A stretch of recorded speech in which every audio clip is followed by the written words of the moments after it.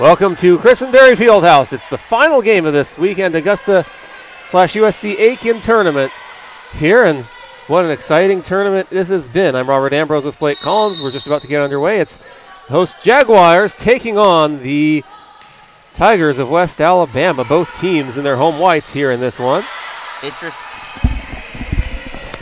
response time for Augusta, seeing as they were handed only their second loss of the season in the last game versus Carson Newman. So you can bet they will be more focused, they will be more driven, they will play crisper, cleaner, and now it's up to West Alabama to take it to them, because Augusta's coming with a house of fire, already up by 1.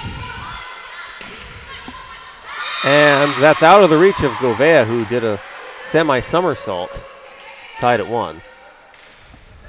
Jaguars dropped their first game of their doubleheader earlier today, swept by Carson Newman. West Alabama was on the winning end of a sweep earlier today as well, beating Catawba. So this will be a very interesting, good matchup. These are two very good teams going at it here. Jaguars would like to go for the split at this point. Yep, they are setting up in the backcourt, protecting the backcourt with 4. Then Garmos shoots up to the front court.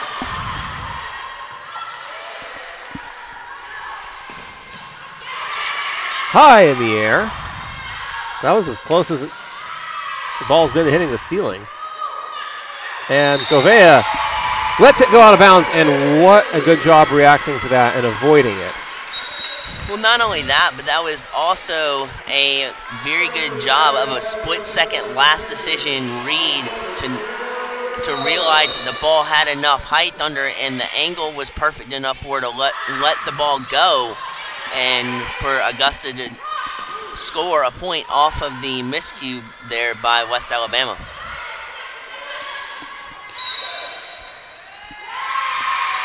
And West Alabama gets a point. They lead it 3-2.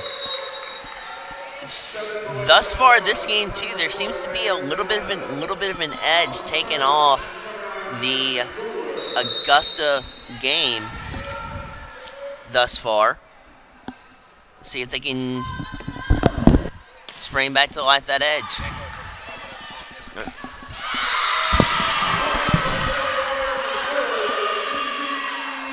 And so right there, you see it back now, initially tied. Augusta deadlocking the score at 3-all. Howard Martin jumps to serve. She does brilliantly. Garmos shoots it over to Mackenzie Beck. Beck dishes it over. Then West Alabama on the setup and clean transfer over.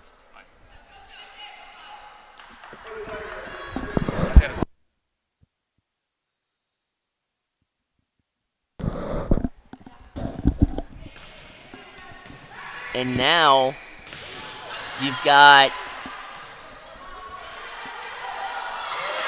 Savannah Gonzalez setting it up perfectly for Coley Allen to kill it over on the far side. As broadcast partner Robert comes back in, he will take back over the play-by-play. Thank you, Blake. We're tied at 4. Mackenzie Beck back to serve for Augusta University. She gets it across. Dug up on the other end. And it's going to sail out of bounds. No, it just lands in. Point for West Alabama. Man, oh man, you look at how much velocity and how stiff that kill was. It was a perfect placement for it, to where not very many Jags could even think about getting a try at digging that out.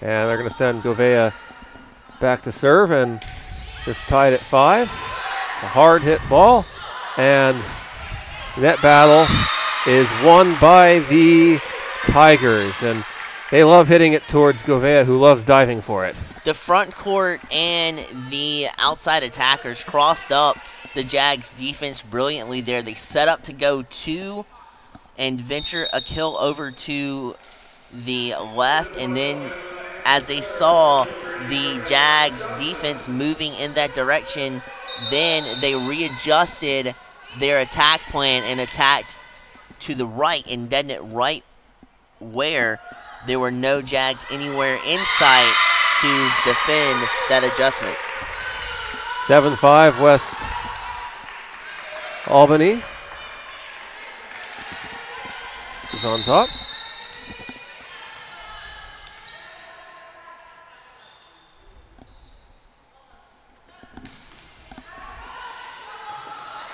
Beck digs it up, floated over by Gonzalez.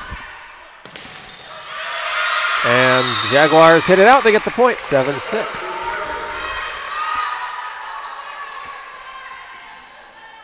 It was a critical block that went over in the Jaguars' favor. Just too much carom on that deflection and out of play. And West Alabama shot out here to a 3-point lead.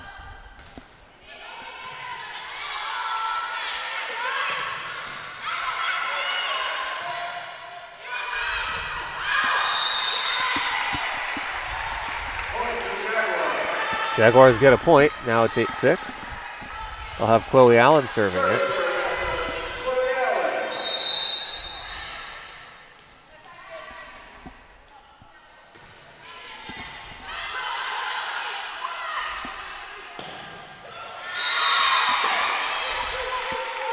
That's where the blocking ability of Augusta and how lethal it is can come back and bite you. When you have a deflection like that that slows the ball down so severely that your backcourt cannot react in time to it. Gouveia had the dig out, just a deflection off of Bolton's hand, readjusted the flight of the ball, and Gouveia could not readjust her weight in time to continue to dig out, and that's where that came back to bite them. 9-7 now. Jaguars serve it. They have 4 players lined up behind each other on the net. Now they'll rotate the line a little differently, and that's off of Gouveia's hand. She dives for it again, and it's 10-7. She's going to be really sore tomorrow with all the diving.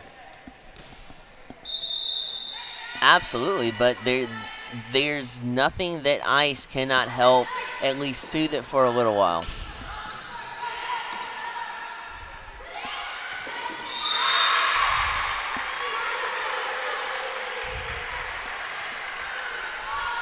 (11-7).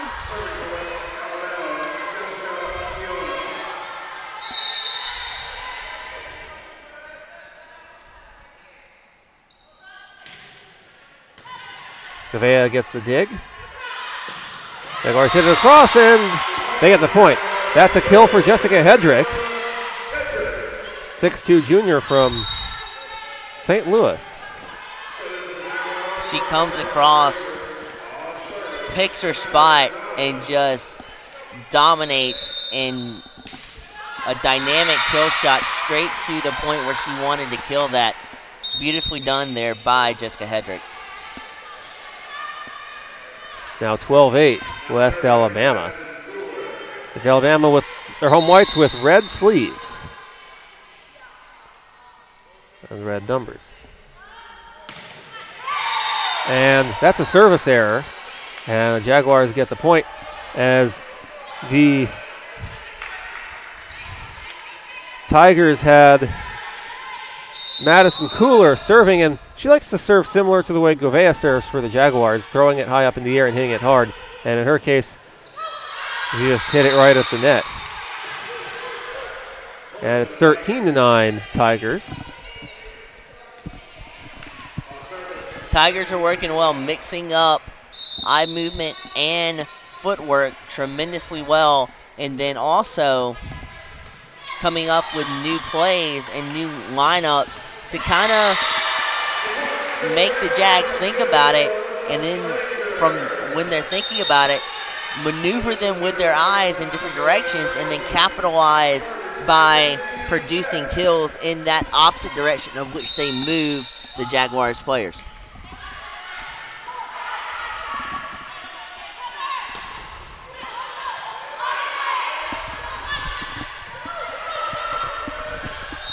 And Beck hits it one too many times by mistake. Yep. The front court of the Tigers was saying, this ain't going down in my house today. So we're just going to shoot it over there. Yeah. And the Jags could not duplicate that and say the same thing. And the point is acquired by the Tigers. And that's a point for the Jaguars. Blair Bolton with the kill, 14-11. Govea back in. Alyssa Frazier will take a seat.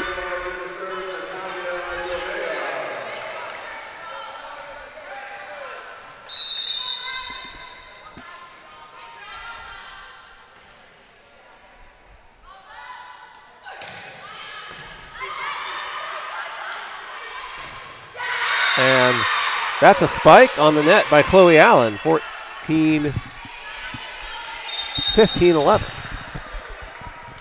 So right there, the sea of white, red, and black, which is like, I'm coming in here. I don't care how well you're defending the front. We're taking ownership of it, and this is our point, and the Tigers just tacked on a 4-point lead. And it's now 16-11. Tigers make that a 5-point lead.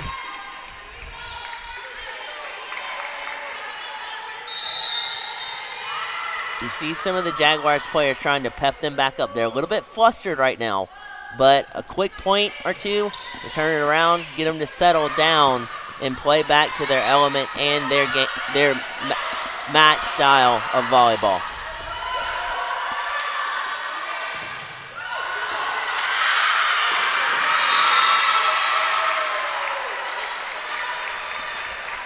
(17-11) in favor of the Tigers. A whistle, timeout, Jaguars, and they're in a similar situation they were in early on in their first game, in which they ended up getting swept, and they don't want to see a repeat of that here today in this one. No, they don't, and they just squandered a beautiful dig out by Holland Martin to where they couldn't get back and retrieve the ball. But yeah, you're right. The Jags are in a precarious predicament, only have the opportunity to see this only twice in their season. Once up in Queens, losing to Wingate, and then once and again just before this in the second game of this tournament. It's a precarious position for them, but they have a chance. They have a second chance, rather, to spark a comeback, settle down, and rekindle the fire that we've seen with them for about 6 games out of this tournament that they played here. Yeah, those were all sweeps, by the way, and Jaguars looking for another one of those, but they got work to do, trailing 17-11 here in set 1.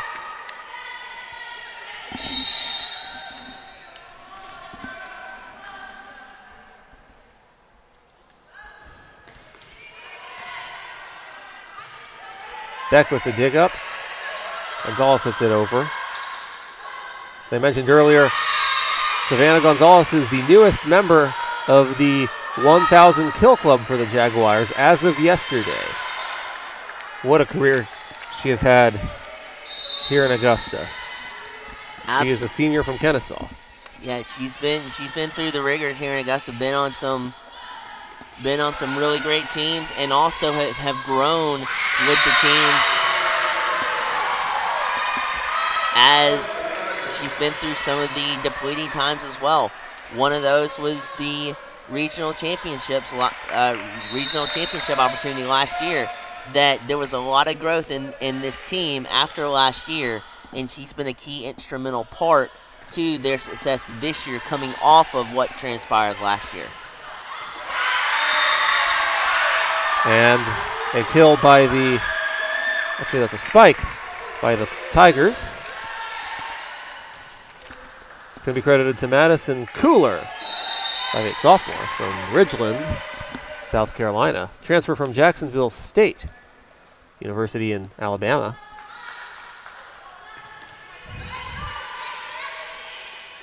Jaguars go on the attack. And does that land in bounds? It does! What a beautiful move. Just barely in bounds. It's 20-12. You know, you see the Tigers crowding the front court and to the near side back. So Bolton has the presence of mind to shoot a towering and floating drive kill shot over to the right side of the court where nobody was there to cover up that mistake for the Tigers. And Mackenzie Beck mishandles the serve on that one, 21-12 in favor of the Tigers.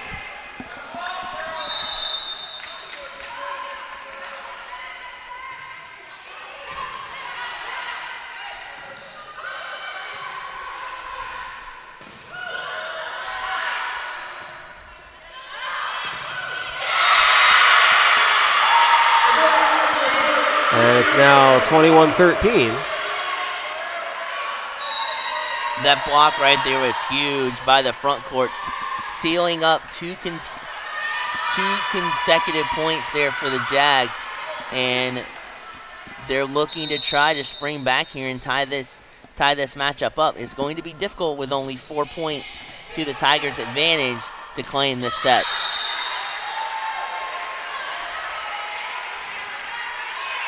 (21-14) now.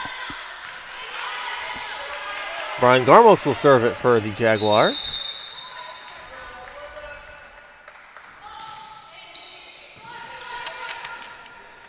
This is not the last doubleheader the Jaguars will have this season. They'll have one a week from today. Up in Tigerville, South Carolina, they'll take on Southern Wesleyan and then the host North Greenville. They'll play Southern Wesleyan at 1:30 next Saturday and then North Greenville at 3:30. Those start times are even closer together than what they had today, where they started 2.5 hours apart, which means less time in between games to adjust and get ready for the next one. Which that also means if you're the Jags with more time to prepare, you would like to go into that tournament with a clean sweep in the first set, or in the first matchup that you have, to give you more time to prepare for that second set. We'll see what happens as the week out, but we've got a tremendous encounter right here between the Tigers and the Jaguars, with both Cats trying to pounce when the time is right, cook on all cylinders, and spring to capture a set, but the Tigers right now have the upper hand. Yes, they do. The Jaguars have scored 3 in a row, and that's why the Tigers have taken the time out to figure out how they can close on it before the Jaguars get themselves more so back in this.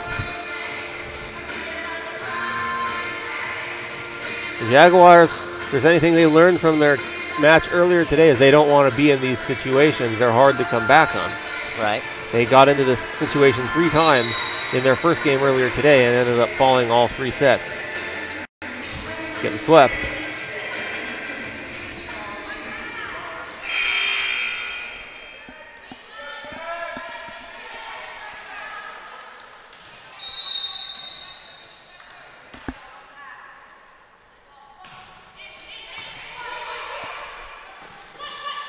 Ryan Garmos with a nice dig and quick reaction time.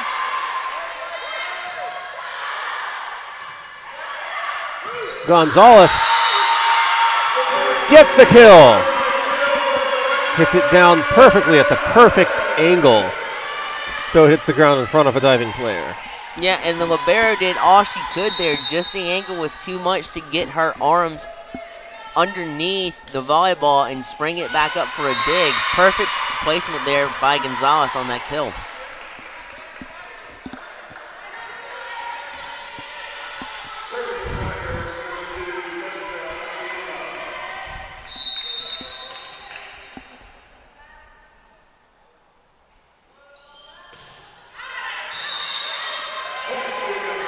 And if you're West Alabama right now, you're playing with no pressure.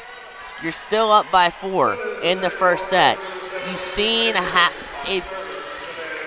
with the Jags playing just before this, I would not be surprised if some of the players our coaches were here scouting that game to see what they can, or scouting that match rather, to see what they can utilize and come up and game plan against Augusta. And they've had a good game plan coming in, mobilizing the feet, passing a couple of extra times, setting up in good transitions and volleys, and then striking when the holes present themselves to kill and float over. And it's working to a beautiful tee right now with them up by 4, 23-19. Yeah, the Jaguars they're on a 6-2 run right now since they trailed 21-13. Now they set back up, reset their offense, and Gonzalez gets the kill. And Holland Martin, the libero, is really pumped up, and she's going to go back to serve it. 23-20. You don't want to allow extra life into this Jaguar squad. When they smell you playing on the backs of your feet and playing not to your game, that is when they'll pounce and attack, and relentless attack, and start to chip away like they're doing right now.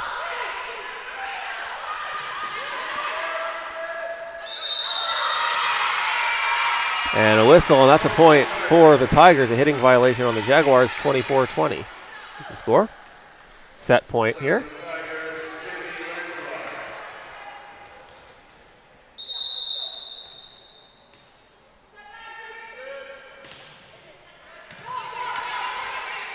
On the attack, they set up for the kill, and they get it. And it's Alyssa Frazier hitting it down, 24-21. The lane worked out beautifully. You couldn't have asked for a better setup with the libero to the right, the defensive setter in the middle. And what do? Pierce it through the open lane to settle in for the score with 21 points. And the Jaguars get another spike.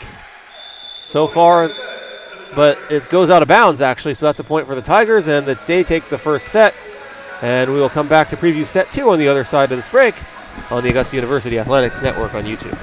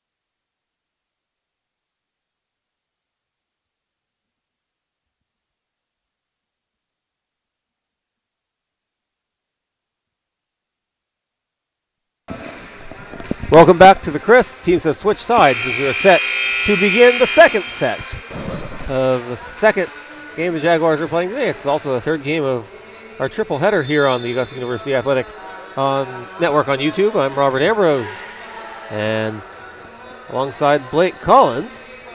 Jaguars dropped the first set. They were swept in their first match earlier today. They dropped the first set of their second game here in this one and look to respond here in set two and even this match. Tremendously. Get back to working with great footwork and can infuse more eye movement into the game, which they started to do a little bit, but then they kind of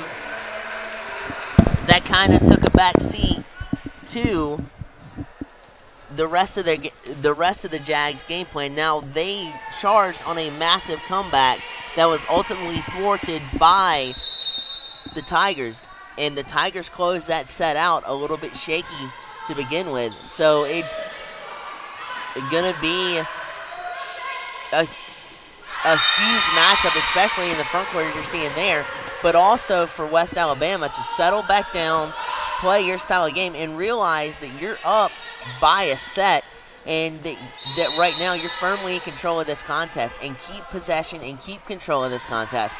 Don't let the Jags begin to spark here, catch fire, and separate themselves and take this next set. Mackenzie Beck hits it hard, and she gives the Jaguars their first point of the second set. We're tied at 1. That's exactly the set score the Jaguars are hoping that it'll be after this set concludes. We'll have to wait and see about that, though. Beck back to serve.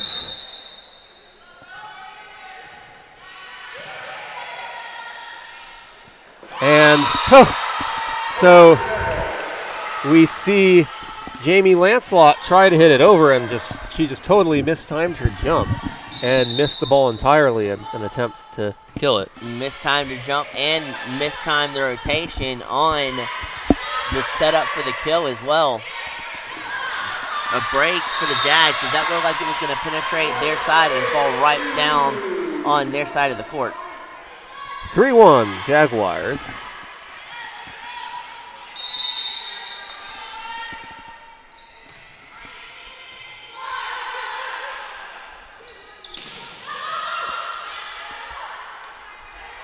Move up onto the attack. And a nice one-handed dig by Holland Martin gets it over. And a kill by Chloe Allen. It's 4-1 Jaguars. The Jags are doing a lot better job of setting up plays and having more time via digs and via avenues like that to set different plays up. And when those plays form, they're capitalizing on points that they're finding dead space in and spreading out their wings on this lead. And this time Lancelot's spike is a success, and that's a point for the Tigers. She's like, no way, am I missing this one? Fool me once, shame on me. Fool me twice, I'm taking over. Beck hits it up. Jaguars hit it over. Holland Martin dives for it. Unable to field it cleanly. It's 4-3.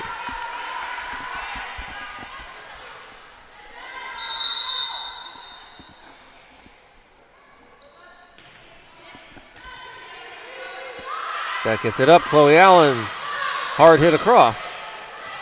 And it's dug up on the Jaguars side by Savannah Gonzalez. And a point for the Jaguars.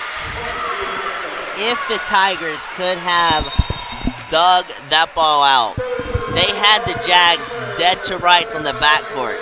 The Jags had all 6 players up in the front court protecting the middle and the front court. Nobody protecting the backcourt. Break for the Jags. The Tigers could not capitalize on that.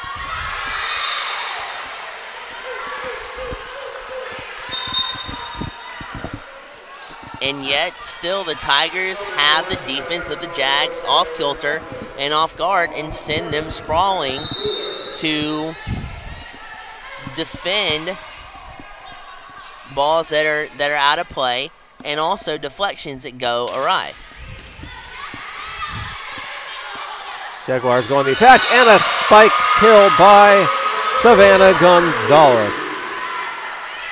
She's on her way to maybe 1,100 plus dig kills by the end of her career at this rate. She's got tremendous accuracy, and to be able to inch that in just inside that baseline at the position she was at is tremendous accuracy on her part.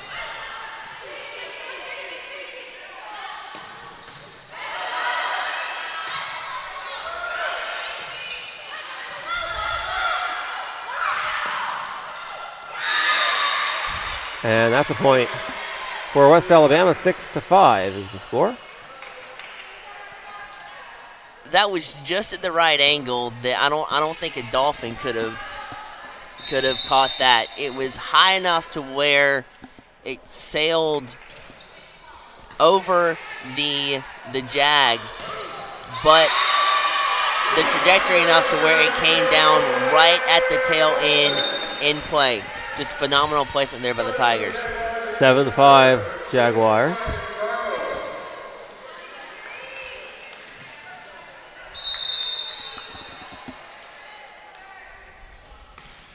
Brian Garmo sits across it, bounces on over the net and gets across, and that's a kill. Spike by the Tigers at 7-6. Yeah, right now the Tigers front court is controlling the game, is controlling the matchup, and they're not allowing the Jags to penetrate when they are on offense, their front court, and when they do like that, you saw what happened. It ventures out of bounds. Yes, it does, and that's a point for the Tigers. It's 7-7 tied game here.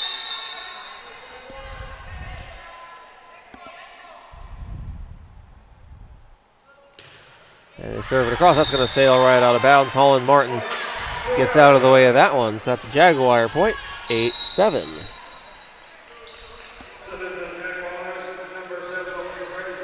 Melissa Frazier into the game for the Jaguars. Talia Govea will take a seat. High five all her teammates on the bench. And that one lands out of bounds.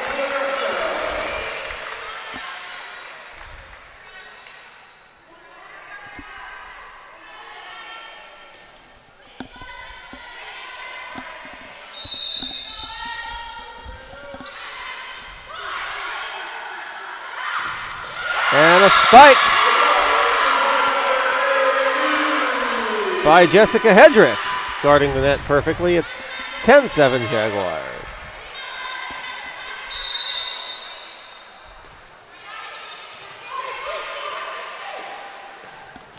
And a spike on the other end, and it's 10-8. Yeah, the outside hitter, the near side attacker for the Tigers just eliminated the prospects of the Jags tacking on a run here by a pristine placement on a kill that just fell right in front of the libero Martin. Gonzalez digs up the serve. Jaguars hit it back across. And that's tipped by Hedrick and goes out of bounds at the point for the Eagles. It's 10-9. And sometimes when they're tipped like that, they can take funky angles. They can take inconvenient angles and cross up a defense even more, and that's what happened to Savannah right there. She was going one way to cover the deflection, and off the deflection, it took another angle to it, and she was not able to readjust her position to tackle that dig out. And that's going to go off of Gonzalez's hands. She stares at that one beside herself. It's tied at 10. There's many ways that angles that come into play in volleyball too. And the angles of digs and where you have your hand set play a huge factor in that as well. Right there, Savannah didn't have enough angle on that dig try, and it deflected over and back, and nobody could retrieve the volleyball for the Jags. And that's 4 straight points by the Tigers. Jaguars don't want to let them get on any sort of a run and find themselves facing a tough hill that they have to climb to get back in this. They've been in those situations several times today. Not just this game, but also in the matchup with Carson Newman earlier today. Gonzalez digs it up. Jaguars on the attack. Beck will float it over. And the Eagles save it. Frazier hits it hard over, and Jaguars have made several good attempts at kills, but they've been saved every time. These digs by the Tigers are phenomenal. When you think they're dead in the water on this play, they keep coming back and reassuring them that they're not with beautiful digs when you think the play is over, and that is a critical aspect into one team aspect of chemistry, because it shows their heart, their willingness to compete, their willingness to never die, and that's something that will plague the Jags as the game goes on, because the Tigers are not going away in this. That's certainly right. The Jaguars retake the lead here. It's 12-11. And back and forth battle. Neither team right now in this back and forth affair are giving an inch, and it's a beautiful thing to watch when it works in cohesion like this. And point there goes to the Tigers. Were tied at 12.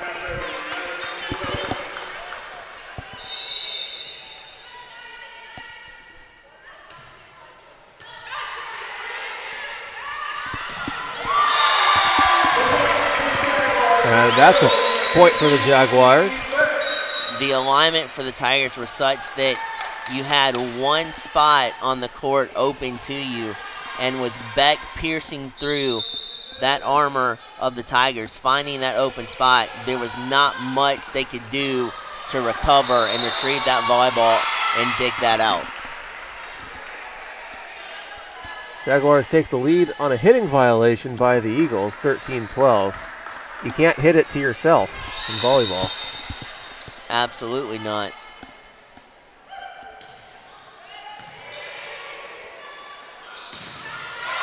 Chloe Allen hits it right towards the Eagle bench, or the Tiger bench, but it bounces inbounds first, so Jaguars get the point, 14-13. Vea will serve it. She's back in the game.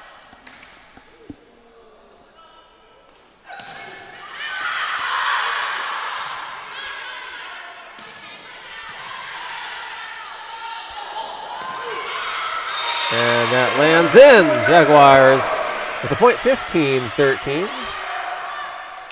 They had the right idea there with the block. Just a deflection off the top of the Tigers' fingers by the near side outside hitter there. Deflected that ball enough to where it slowed down the speed and went at a different angle and cost the Tigers their point. Revea another dive, coming up short on that one. 15-14.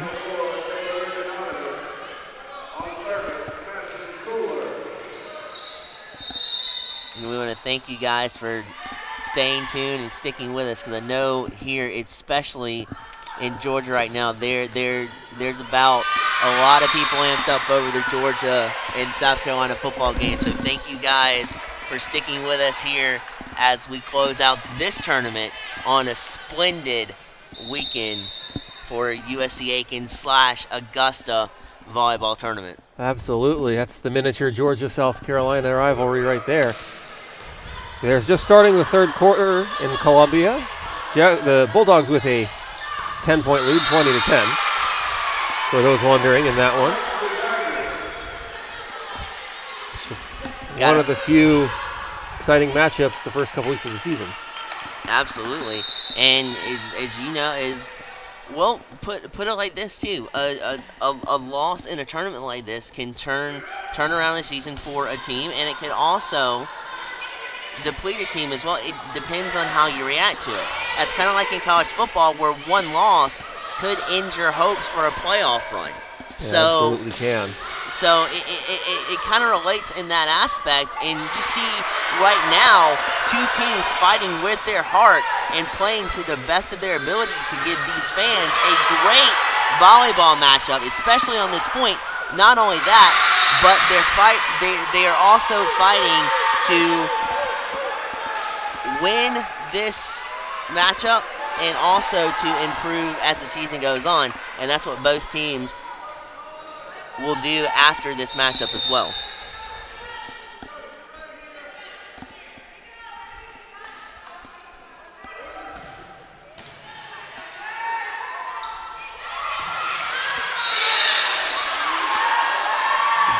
The Jaguars were saying that they had enough of going back and forth for one particular point, and absolutely. Blair Bolton just took charge of that and sent a rocket down, and it landed, and it landed.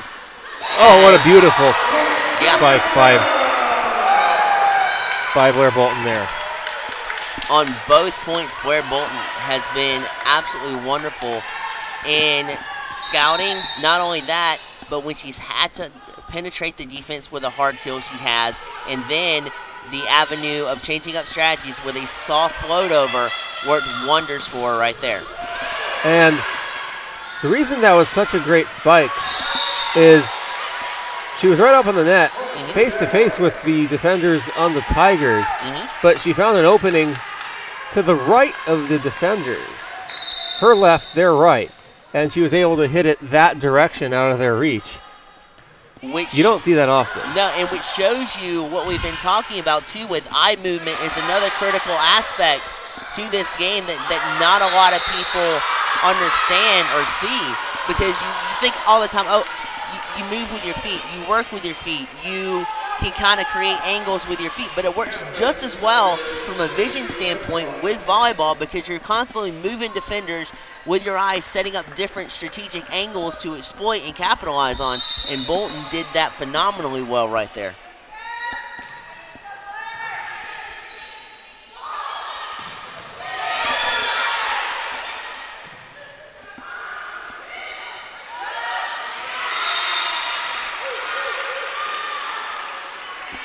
Mackenzie Beck with an all-out effort to dig that play out for the Jags. Turns to no avail, but you got to give her props on the effort there. Absolutely. Jaguars trail by 1, 19-18. Jaguars still stuck in the back and forth battle here. And that's just out of the reach of, once again, Govea diving for it. But the Tigers also have consistency under their belt, too. Constantly, they're setting up plays beautifully, setting up attacks really well, moving their feet, transitional play extremely well to get to the point to set up to attack. And that's one thing, along with their defense, that has set the standard for some of these long plays that we're seeing. And right there as well, with the attack to go up by 1 point, they're cooking on all cylinders right now. The Tigers are, and it's up to the Jags to isolate them and try to put a halt to the firestorm brewing of the Tigers. Absolutely, and it's going to be difficult to do that at this point. We're already basically in the climax of set 2.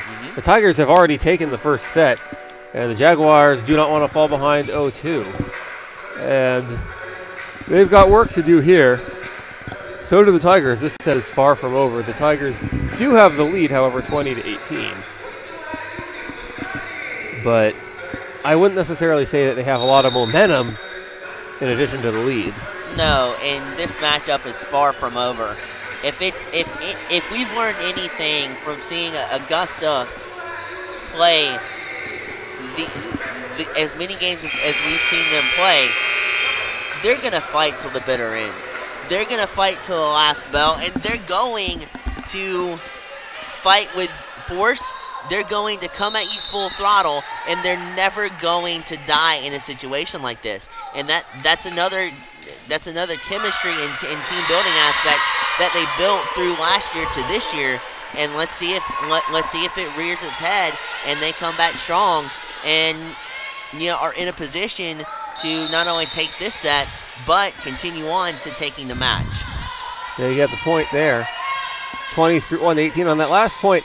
It bounces over the net, and it took a lucky bounce for the Tigers, and it caught the bounce caught the Jaguars off guard as it ended up floating into their side of the court and hitting the ground. And another point for the Tigers, and it's 22-18, and now they're starting to feel it. Well, that is a combination of pure brilliance and luck, and also with a good spot on the court. The Tigers caught everybody up on the front court. The Jags caught the near side defensive setter in a bad position. She was back on her heels. She was not adjusting to that play, but the dig and the angle that she got on the ball, even though on the back of her heels and off center, she got enough on that dig to send it over the Jaguars into a perfect position on the court to secure a point.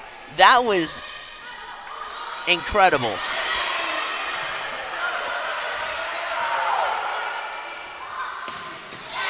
And the spike is won by the Tigers, 23-19. Jaguars, they want to make a comeback. It starts now. Georgia has scored again, and they now lead 27-10 over the Gamecocks over in Columbia.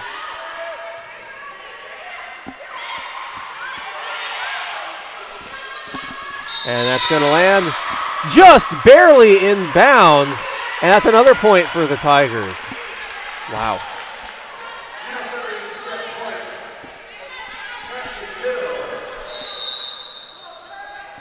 I mean, they have precision, they have accuracy, and they have luck on their side on one of the previous plays, and combine all of that with phenomenal footwork, with a front court that's not dying in this, even though they have a disadvantage up front in the front court. Their will to defend, their heart, their coverage on defense, everything is working in the crock pot, and they're cooking with Crisco and bringing a trailblazing mentality to this game, and that is why they just captured the second set. Yes, absolutely. They finished that one really strong. Scored several points in a row to close this out. Now the Jaguars really have to figure something out, as they don't want to go 0 for 6 in sets in the combined two games they've played here today. They want to force a fourth set, and they'll have to play a lot better here in set 3 if they want to do so. We will preview that set 3 in about 2 minutes from now on the other side of this break here on the Augusta University Athletics Network on YouTube. We'll be back.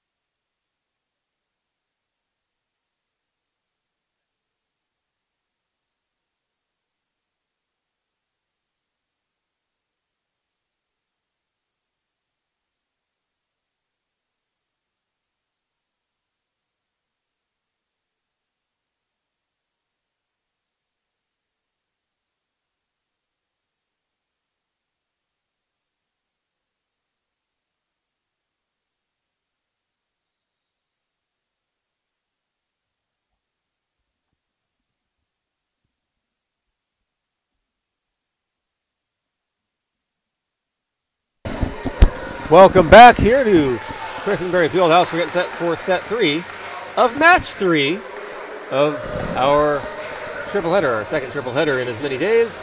This one between the Jaguars and the Tigers. The Tigers have taken the first 2 sets here in this one. The Jaguars were swept earlier today and do not want to be swept again. And in order to avoid that, they got to win this 3rd set to force a 4th set. Robert Ambrose alongside Blake Collins. The teams have taken the court.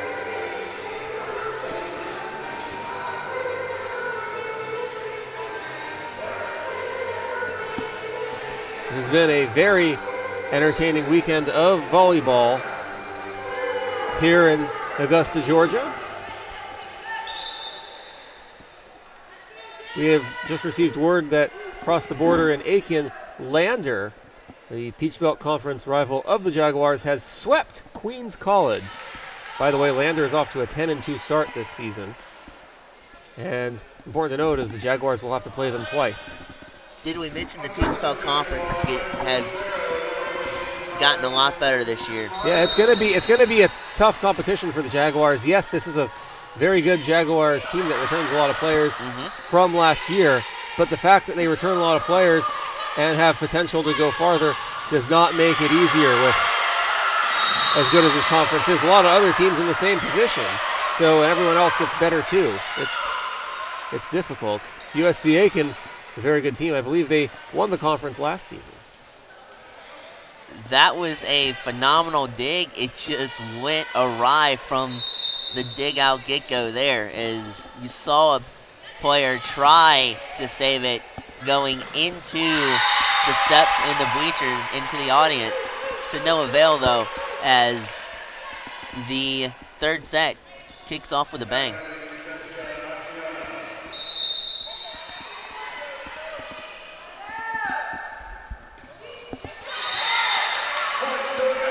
Jaguars get a point. It's 2-1. They have the lead.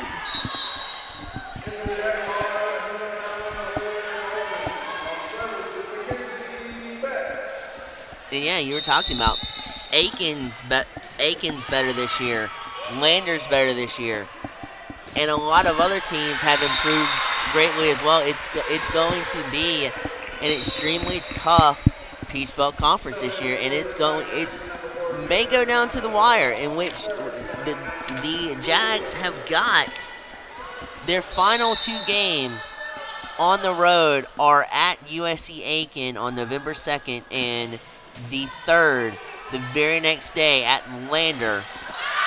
So if it comes down to the wire, those are going to be the games that matter. And not only that, we could also see a very competitive conference tournament. Absolutely. If all of these teams get the high seeds in it. Absolutely, and that's why we continuously say that these tournament-style games are really good to test the water, see where your team is, have stiff competition throughout, and get a feel for how maybe not tournament competition will be, but to get your team ready for anything. And in conference play,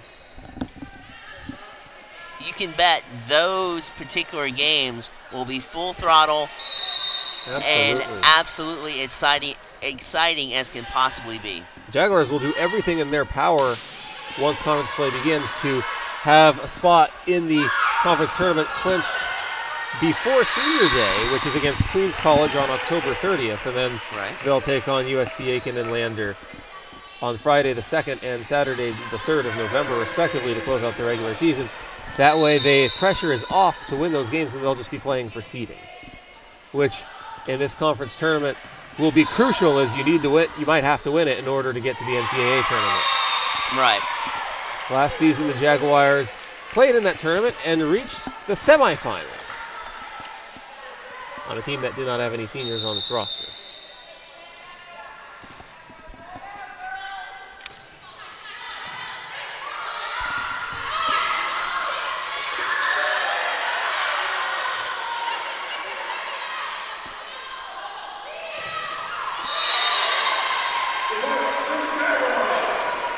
Getting back to what you just saw right there for the Jags will help them tremendously.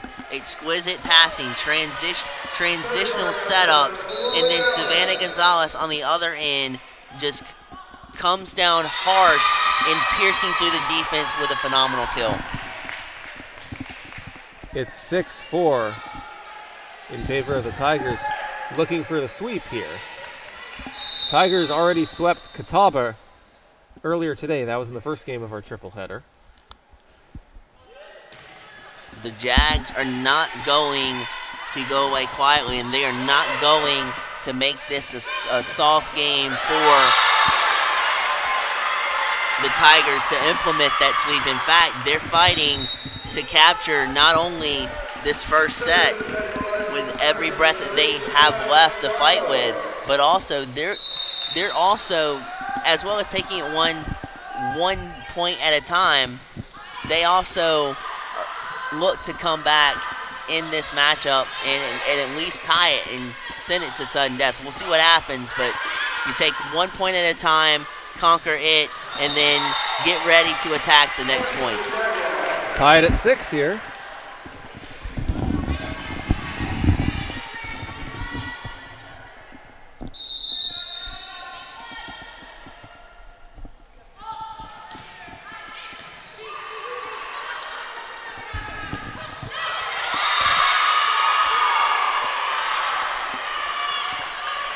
And now the Jaguars take the lead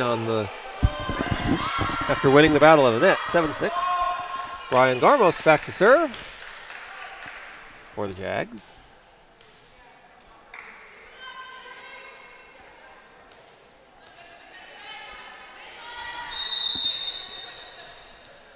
So far, the Tigers have proven the more aggressive team. 98 attacks to 83 for the Jaguars, also 39 kills to 26 for the Jaguars. One thing the Jaguars have used to stay in this game is taking advantage of attack errors. The Tigers with 17 and the Jaguars with 8 as well. West Alabama is winning the assist battle 38 to 25, but the Jaguars with 7 blocks to 2 for the Tigers. Tied at 7 here in set 3. You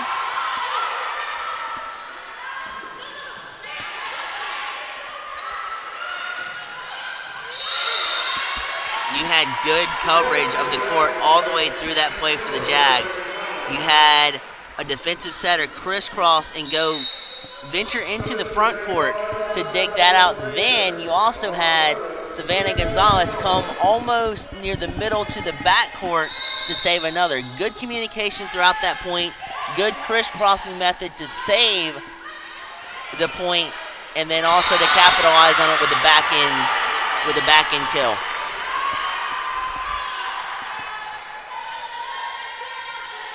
(9-7) Jaguars.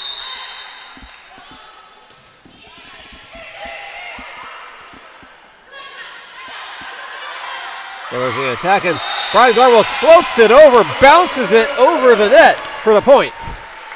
It was good scouting throughout. Garmos knew that the defensive setters were kind of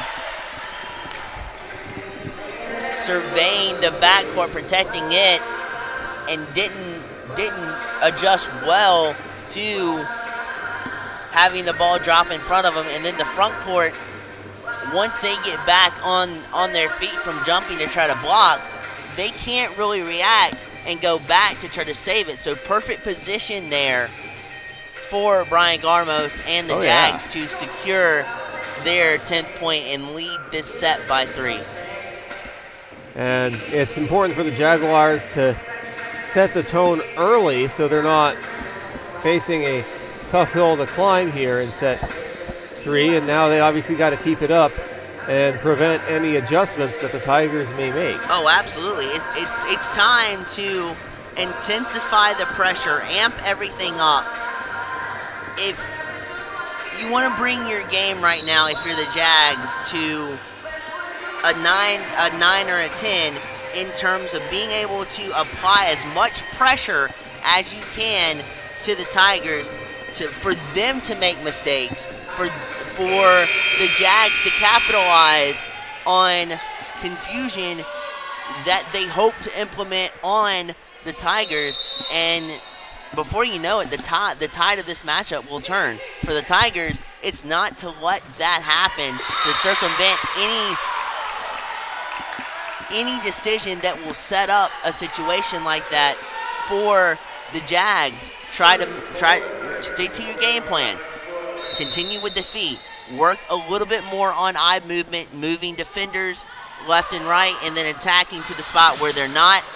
Create open spaces, and the Tigers will be in good shape to solidify this matchup.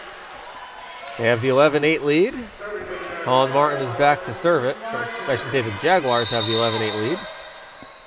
Holland Martin serve. And another Jaguar point is, I guess the Jaguars really just love bouncing it off the net. It's worked so far. It's definitely worked, and you can credit the net with about 3 assists today. And it is worked to pure T perfection. Ryan Garmos digs it up, gets it right to a teammate while falling down in the process. And a block and a spike. Is that going to be credited to Alyssa Frazier? I believe it is. 12-9 Jaguars.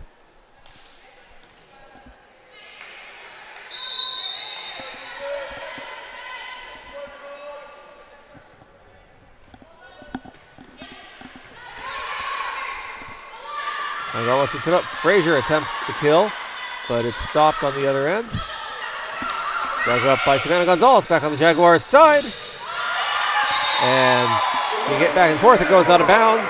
And that's a point for the Jaguars. It's 13-9. Jaguars looking to force a 4th set here in this one.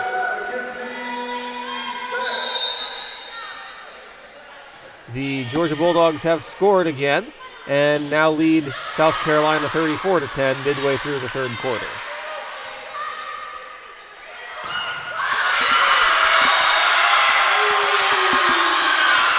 And the Jaguars get a point. Lead it now 14-9, and now they're starting to feel it. That was caught right in between the arms of the blocker, and a tremendous kill from the Jags side of things. And, you know, with a 4-point lead, because we've seen it before, when they smell blood in the water and they attack it, they can spring out to a vicious lead, and they look to do that here right now. And that one sails out of bounds. That was served just a little too hard. Good awareness by the Jaguars, letting that one go. They lead it 15-10. Govea back in. Alyssa Frazier will take a seat.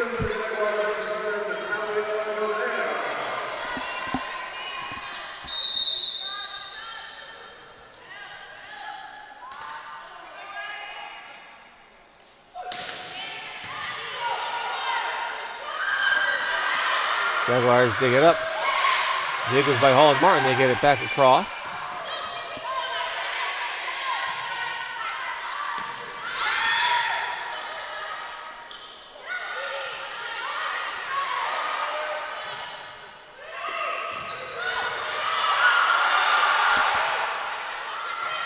They've had 2 digs, has West Alabama today, where it looked like that play was dead in the water and points were going to the other team, and somehow, some way, they get their arms extended through underneath the volleyball and dig it out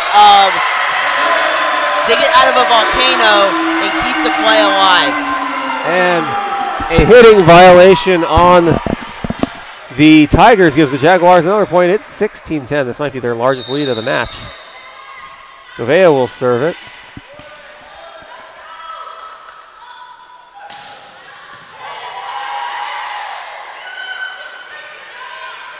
Beck digs it up. They go on the attack, get it back across. And it's off the hands and out of bounds of Holland Martin. It's 16-11.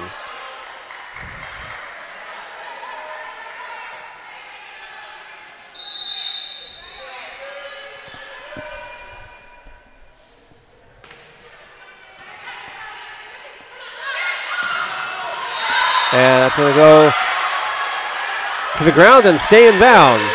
Jaguars point 17-11. The Jags are setting up very well. That was a gorgeous setup to the back, knowing that Bolton was going to be there to kill it on home on the near side, and perfect placement with that kill straight through that defensive alignment. Jaguars get the point, 18-11. Timeout taken by West Alabama. Now, suddenly the momentum has shifted, and the Tigers have now found themselves in a tough position that they have to climb out of, which is the same position the Jaguars found themselves in the first two sets. It's not dire straits yet for the Tigers, but yes, indeed, they are in a difficult position because they haven't been down by this much today. Oh no! Like this is new territory for them too, and it's going to be extremely intriguing to see how they respond to this and to be able to see what type of game play they implement and the strategy surrounding that to come back.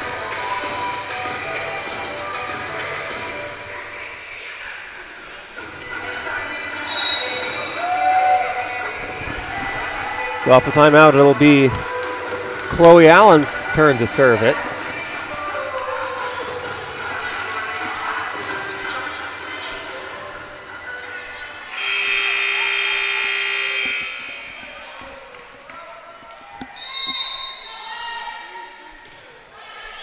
She gets it across, and little collision on the Tigers side, but they still get it across. Now the Jaguars do the same thing.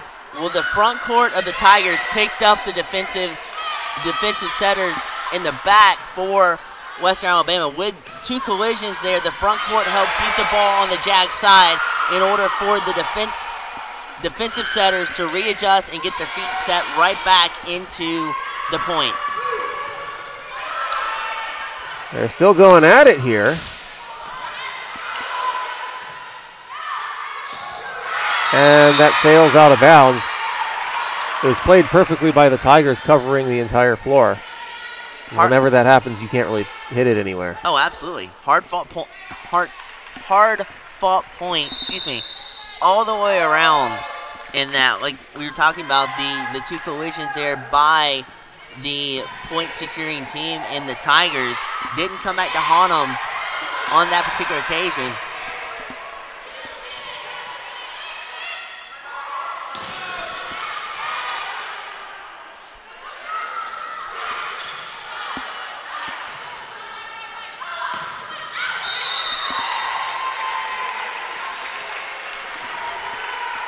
And that one goes out of bounds. It's a Jaguar point. As a fellow broadcaster and a baseball Milwaukee Brewer great would say, just a bit outside. And of course, referring to the great Bob Euchre, who handles the radio and sometimes television play-by-play for the Milwaukee Brewers. But as it was just a good call with the ball for the Tigers sailing just a wee tad outside. I believe the Brewers are battling for a wild card in the NL right now. That they are. And possibly more. That they are. Is it projected to be Brewers-Phillies right now? That is a discussion for another time period. I gotcha. That is because we can talk about baseball all day long. Oh yeah. But we've got a dadgum good volleyball game with Augusta firing back on all cylinders. And the thing about it is, we talked about the heart. We've talked about the determination of this team, how they would respond in a situation like this, being resilient, the chemistry coming back for Augusta. They're now starting to put it together, and it's going to be a tough ride for the Tigers to combat here if Augusta does indeed take this set and the next couple of sets to boot after. Absolutely, and the Jaguars get it across, and they have a 21-13 lead here in set 3.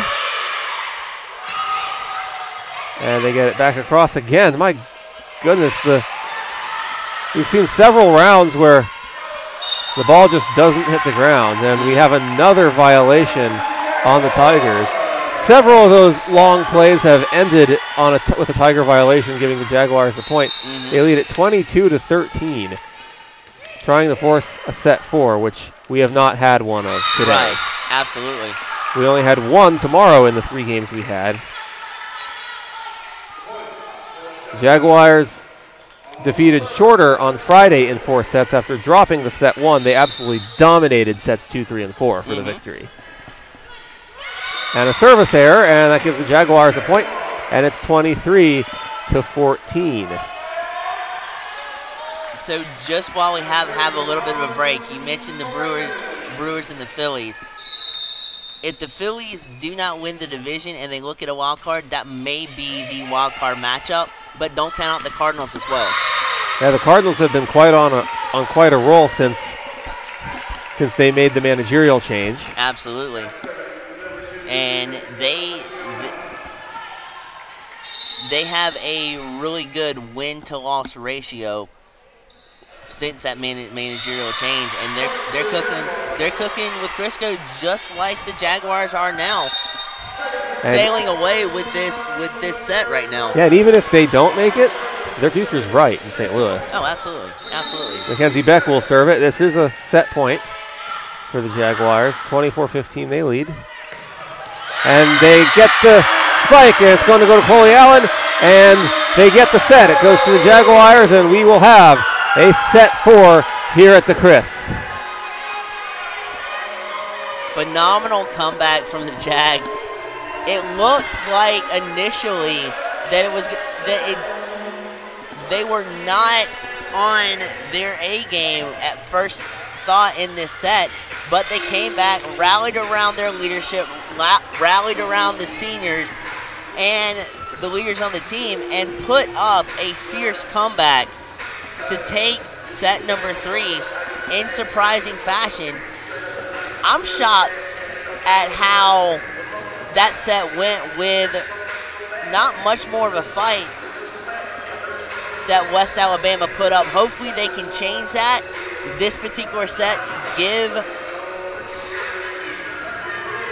the Jaguars more of a fight, more to contend with, and come up with a better game plan to maybe take this match, because they're still up by 1 set. Yes, there absolutely is, and Jaguars have a little momentum shifting their way, and they put a little extra pressure on the Tigers by taking the 3rd set and forcing a 4th one. We will bring to you that 4th set on the other side of this break. You're watching and listening to the Augusta University Athletics Network on YouTube. Stay tuned, everybody. We'll be back in just over 60 seconds.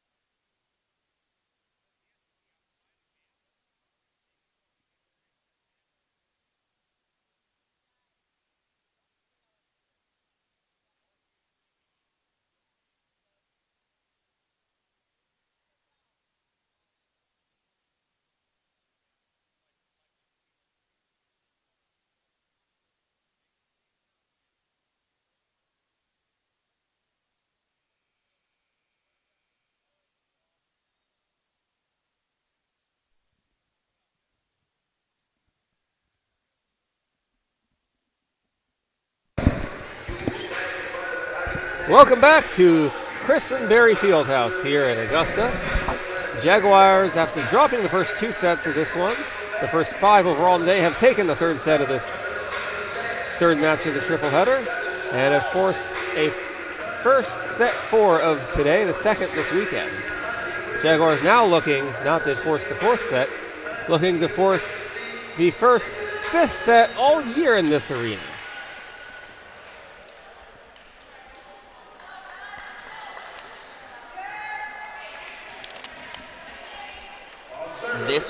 This is the final matchup here in the Augusta portion of the USC Aiken Augusta tournament, and the last matchup that will take place in the tournament will be on Aiken's turf, and that will kick off around 7 p.m., so just about 45 minutes from now. Absolutely. And Lander swept Queens in the most recent game over there. Absolutely. And we're talking about just how good Lander is. This is Queens College in Charlotte, North Carolina, not to be confused with Queens just outside of Manhattan. Right. But West Alabama has come to play, show that they are a really good, complete team. They got caught off guard in the last set. Augusta really took it to them. And it's going to be interesting to see what strategies they implement to kind of counteract the game plan that Augusta showed them in that 2nd set, and see if they can circumvent it and capture the 3rd and decisive set for the match. That's absolutely the goal. One step at a time, though, as Govea throws it way up in the air for her typical serving form. And a net violation gives the Jaguars a point. They lead it 3-1. The last thing West Alabama wants to see is a sudden death 5th set. Oh, absolutely not. Because not only are the points diminished to 15, but it's also more critical because every play, every point is magnified in a set like that. Well, because of the decrease in the points, and it becomes a sprint as opposed to a marathon. Absolutely.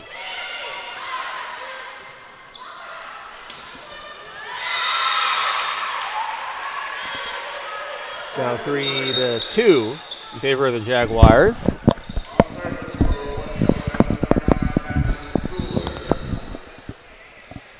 It'll be the Tigers serve.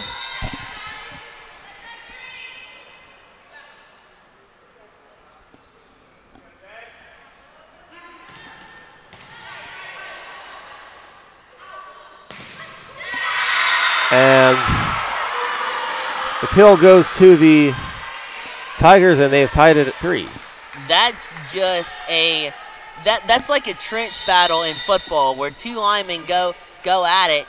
In this case, an outside attacker and a middle blocker for the Tigers, and the Tigers said, "All right, you wanna do battle? We'll do battle, but we're gonna bring the blocking ability. See if you can try to penetrate it." And Augusta, unfortunately, could not with the stiff blocking ability that the Tigers presented them on that particular point. That point gives the Jaguars a 4-3 lead. Coley Allen serves it. Now they move to the defense, and a diving dig saved by Mackenzie Beck. A whistle and a violation on the Jaguars, point for the Tigers. I'm not sure what the violation is, however. Nevertheless, we are tied at 4.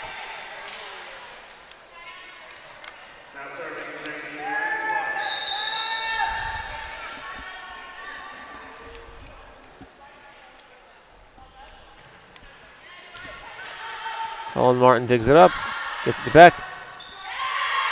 And another violation. Once again, I'm not sure what that one was, and it's another point for the Tigers. They lead at 5-4. Is it one too many hits?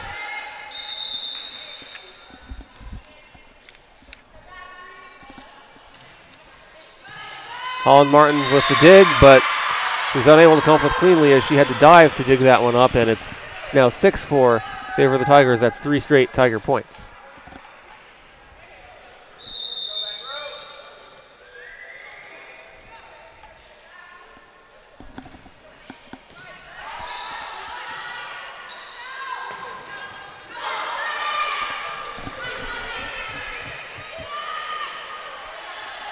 Beck hits it up, and that's going to go out, and a point for the Jaguars.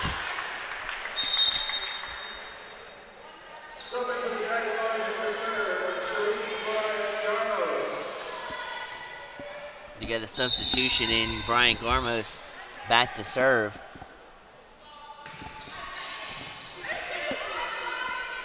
And now here come the Tigers on the attack, and they get it over the head of Savannah Gonzalez on a floater over the net. They get the point, 7-5. They lead it. It's extremely difficult when you're that far back in the backcourt to come up and react that quickly to a float over that gets behind the near side attacker at that point. And it shows you what type of in-depth strategy that is, because when you're able to execute it like the Tigers did,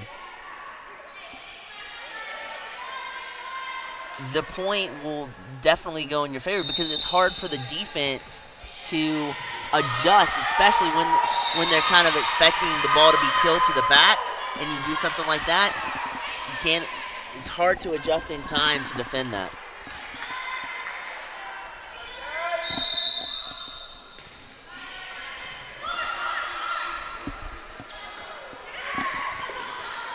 And Jaguars had confusion as they were caught off guard. And it's a point for the Tigers. It's 8-7. Holland Martin likes to dive just as much as Natalia Govea does.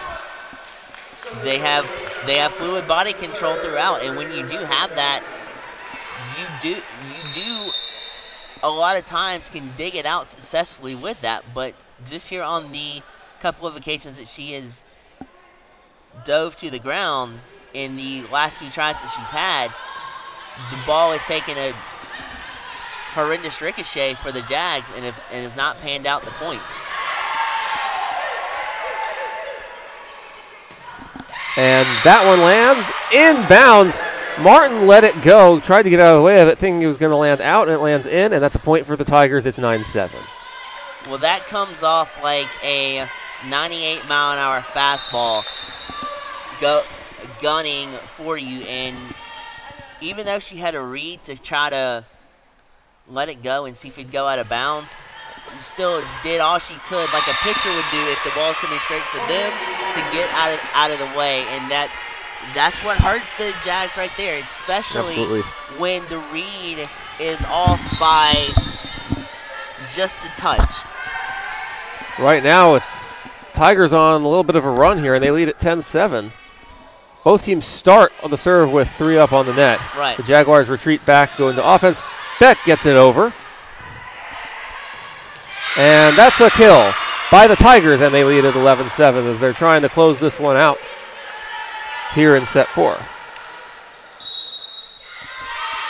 And a whistle and a timeout taken by Augusta, as Coach Sharon Quarles will talk things over for the Jaguars. What do you think they're going to discuss here, Blake? Just more rotational work for me. Like, you've seen the Jags kind of play more on defense and more in having to dive more to cover up different holes that the Tigers are succinctly trying to expose. Mm-hmm. In that aspect, more rotations, more footwork will be able to cover that up. And not only that, but when you have the opportunities that they're given, whether it be on blocking to angle it down in the Tiger territory, or to penetrate through the Tiger defense on kills or floatovers, continue to be accurate with it and not let these sell wide or come up short and you'll be right back in the swing of things. You're only down by 4, 11-7 at this point. Still a long way to go in this set 4, but kind of have to start now. That's why you use the timeout. And Jaguars get exactly what they needed off of it, and they get a point. It's 11-8. Libero was caught a little bit out of position there. I don't think she was expecting it that fast to approach her. She was getting down to try to dig it out, but just could not set her feet in time. And that bounces off of Savannah Gonzalez. A point for the Tigers. It's 12-8.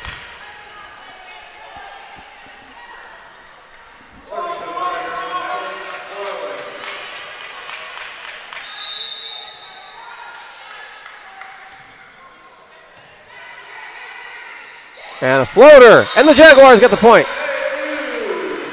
That was Alyssa Frazier tapping it over the net. That was a good lightning quick setup to a good soft attack there for the Jags, and it paid off beautifully because it was hard for them to see it was hard for the Tigers to see what approach the Jags were going to take, and when they did, they could not reconnect on a dig to save that point.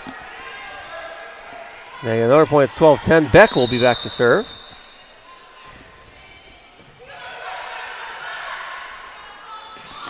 And that goes off of Beck's hands as she was unable to field that one cleanly. She's beside herself about that one. It's 13-10 Tigers.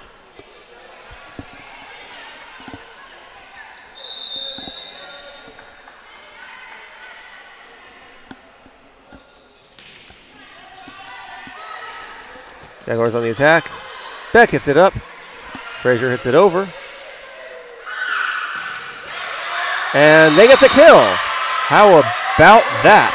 Alyssa Frazier again. She has been lights out from an assist and a kill perspective for the Jags. She continues to shine on the brightest stage in the most high-profile moments, especially now with the Jags trying to play catch-up here. Only down by 2. They get it across and a battle at the net. And now the Tigers reset, hit it over. Beck digs it up.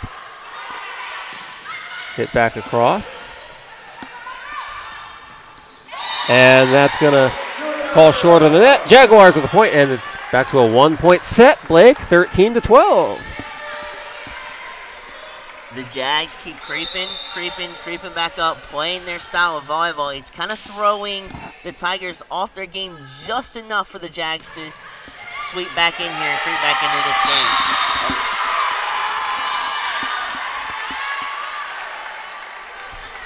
And the Jaguars have tied it up at 13. Govea will serve.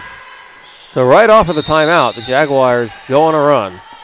And that's going to make Coach Quarles pleased. And we get back over on the Jaguar side. Martin and Beck both dive for it. It falls short of both of them, and it's 14-13, West Alabama back on top.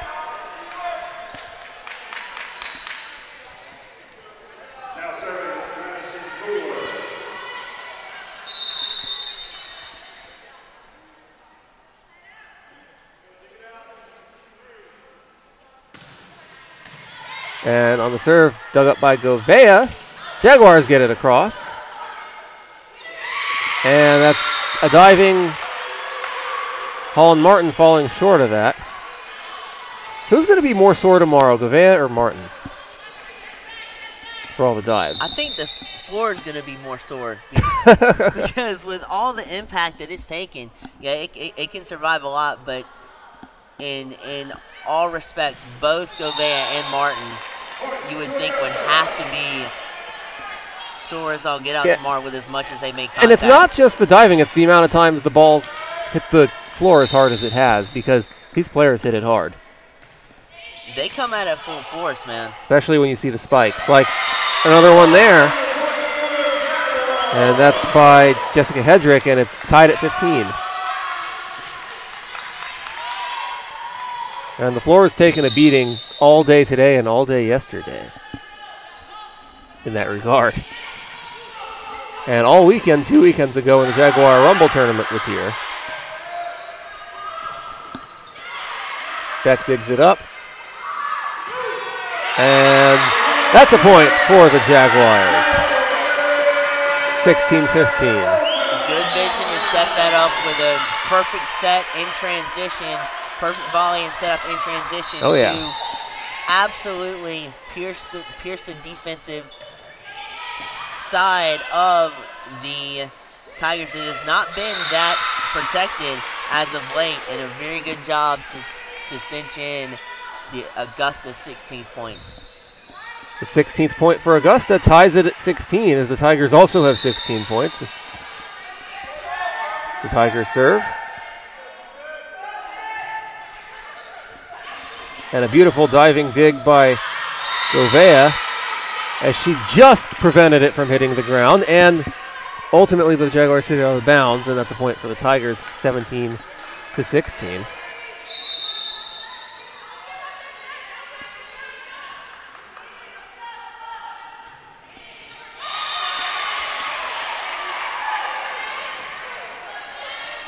So now tied at 17. Yeah, that one service error. What you do if you're the Tigers there? Throw that out the window. Forget all about it. Start new, start fresh, and play crisp, play clean, and also continue the attack.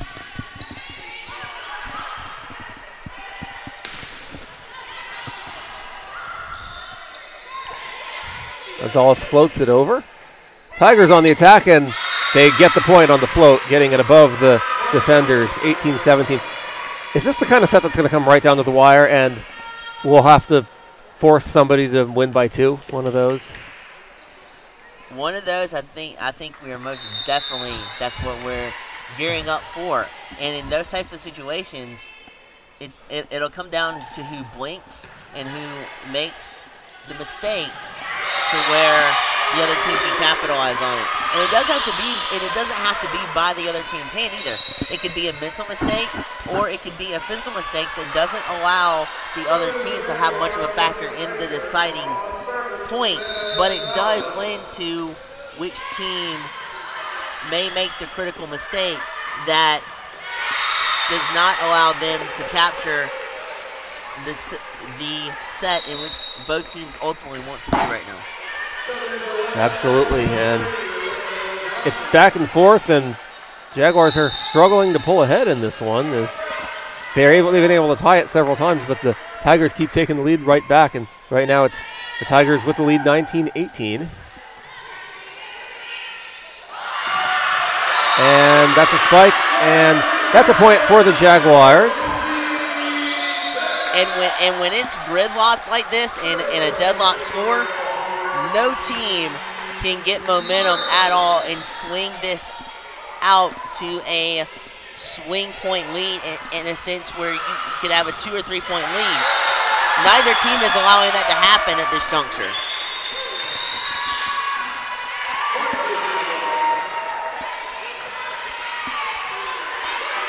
This is going to go down to the wire, and this is one of the things as a volleyball fan you love to see. It's like one of those basketball games that comes right down to the final buzzer. Or a football game right down to the final play. Like what we had Thursday night between the Eagles and Falcons. And that's going to be a point for the Tigers. We're tied at 20. A lot of Falcons fans here unhappy with the end result, but sure they'll win plenty of games this year. It should be a good season ahead. Yeah, and for the Eagles too. I mean that was a critical win to start out their season, coming off a Super Bowl win and then also tacking on a win against a major player. That's showing some serious talent and some serious chemistry to pull that off, and they're looking at a pretty good season too.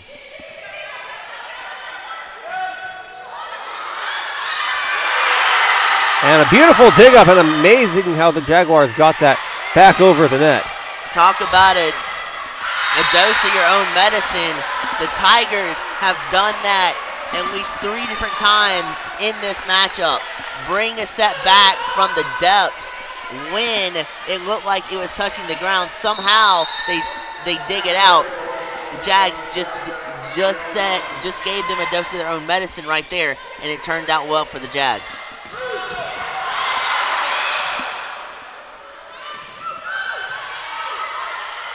Beck hits it up, and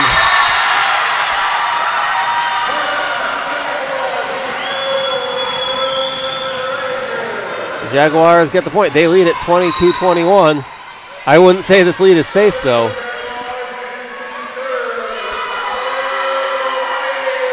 Jaguars can force a 5th set and deciding set if they win this one, and if the Tigers win, the match is over. That's what's at stake as we come down to the Weiner here in set 4. Beck hits it up. Gonzalez floats it over. And we see teams exchange the float overs. And Murchie hits it over. Jaguars continue their attack, and off the assist by Mackenzie Beck, Chloe Allen, who is absolutely pumped up, gets the spike, and it's a 2-point Jaguar lead, 23-21. Timeout, Tigers.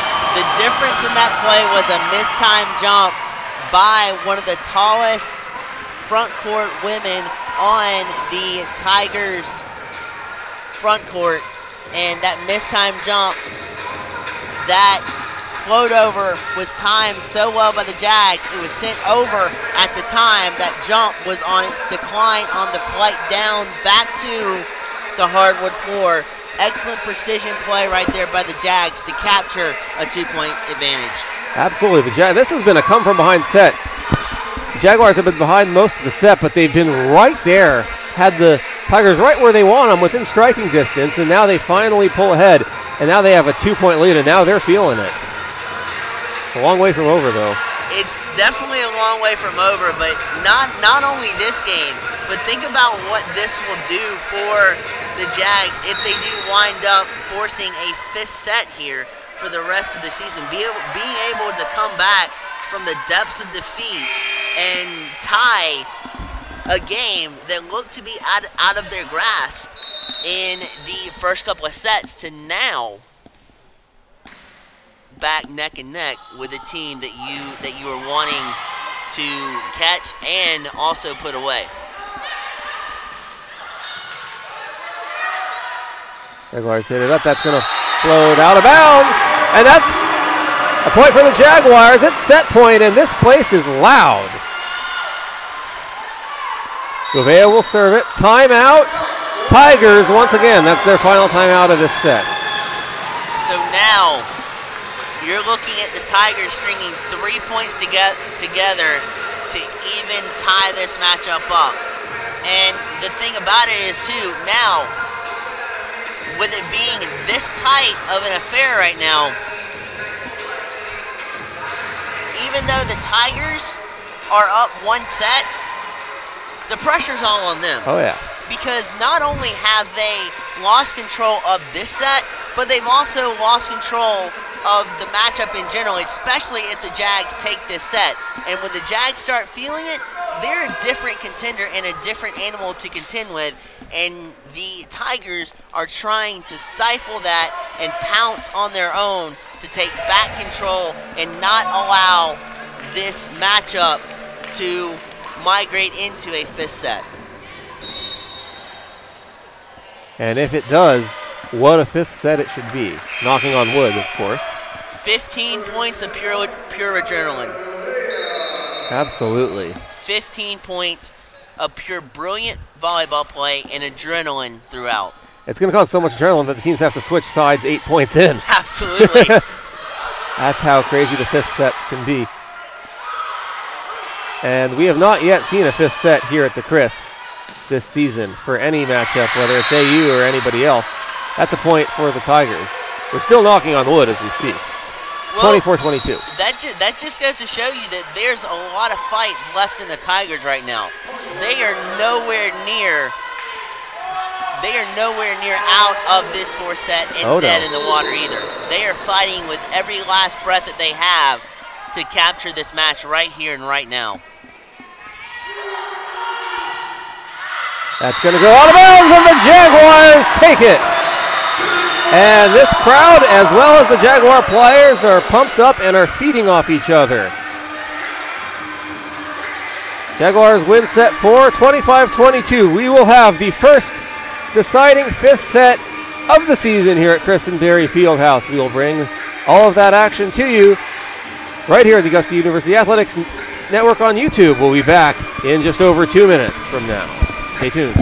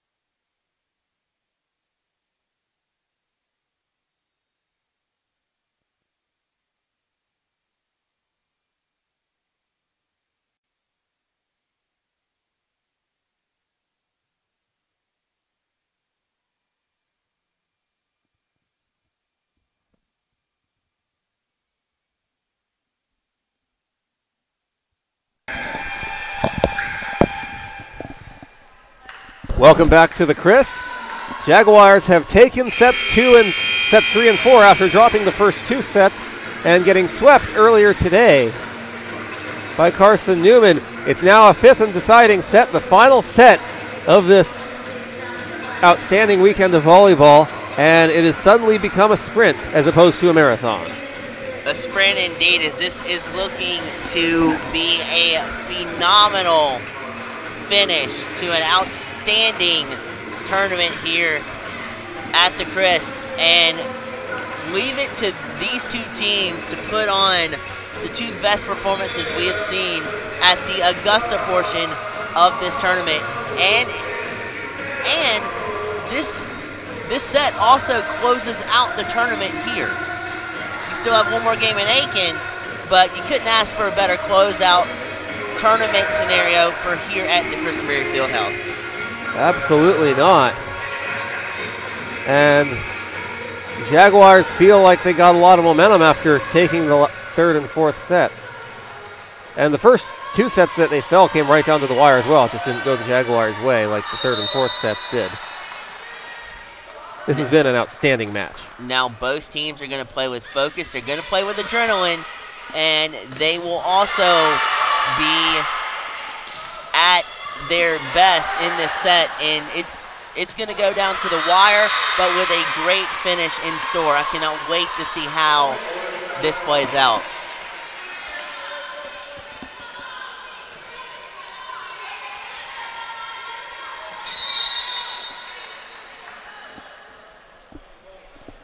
A little bit of a hard kill on the near side going to the far side, and the point is attributed to the Tigers. We're tied at 1 here in this one. Mackenzie Beck will serve it.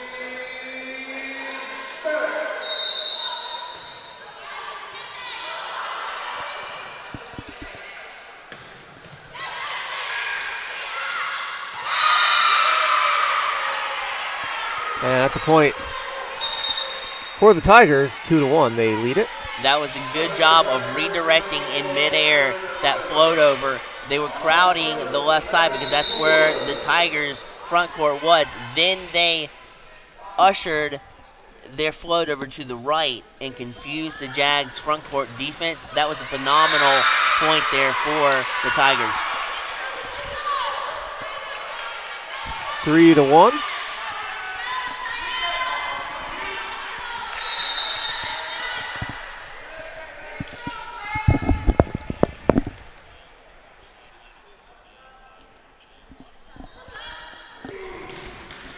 Service error gives the Jaguars a point. It's 3-2.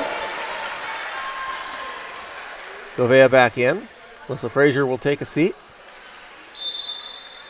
Changing a few words of advice between the two. Govea will take the ball from Frazier and prepare to serve it.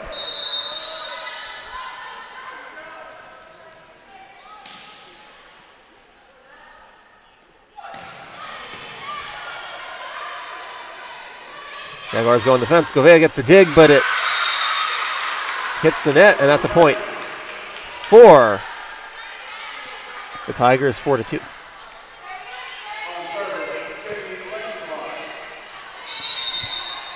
Jamie Lancelot will serve it. She's a 6-foot senior from Naples, Florida. Went to Gulf Coast High School. Gets it across. It's dug up by Holland Martin. Beck gets it up in the air. Gonzalez gets it back over the net. And a hard hit ball goes out of bounds. Jaguars with a point, 4-3, Blake. Yeah, just a little bit of overexcitement and an over-adrenalized shot right there. She had tremendous power behind that kill, but she got way too much power behind it.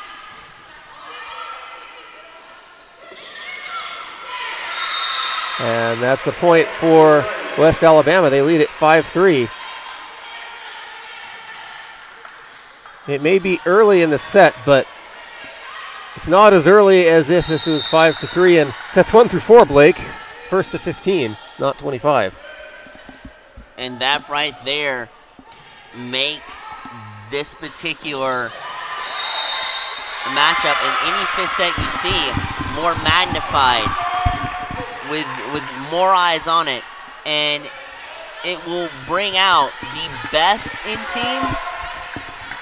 It will also help solidify seasons, and it can also deplete teams as well if you're on the losing end of it. The trickiest of that is the mentality of take it, learn from it, do better, and not let it affect you mentally to where it depletes your whole season after that.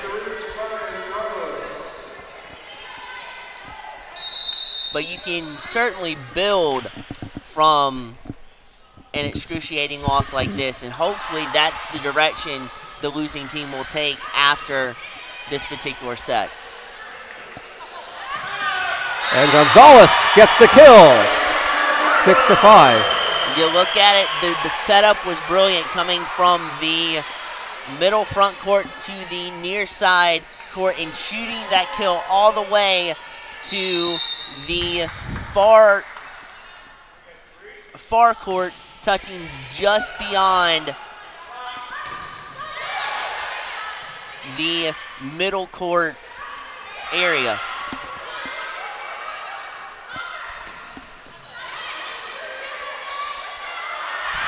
And Beck with another kill.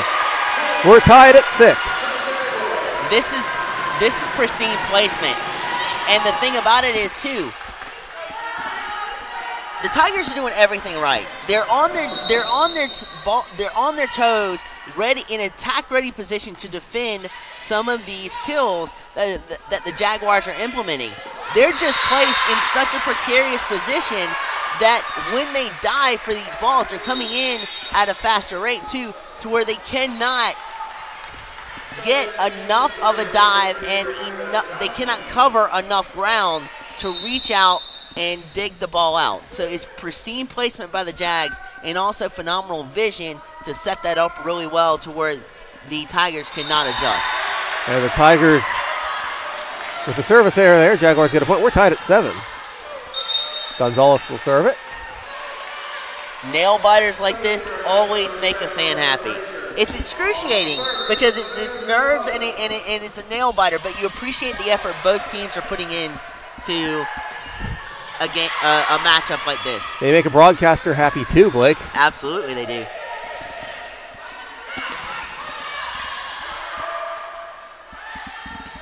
Gonzalez hits it over, and it's dug up on the Tiger side and hit right back over to the Jaguar side. And the Jaguars get a point. They lead at 8-7.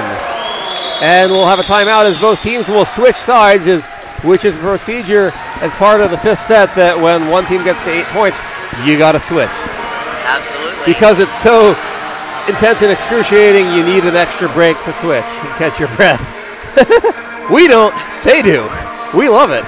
Well, let's put it this way. It gives both teams an equal amount of points to play on both sides of the court, to where it doesn't give an advantage to one team or the other playing from just strictly one side. Absolutely, and that's a point for West Albany. And you know, it also from a little minor perspective, it gives the teams 3 times around on both sides of the court. So it's basically saying the same thing, but that's a little thing with volleyball that could make a lot of difference. Absolutely. The Jaguars get a kill and they lead at 9-8. This is the loudest. This has been a loud arena today for a volleyball game.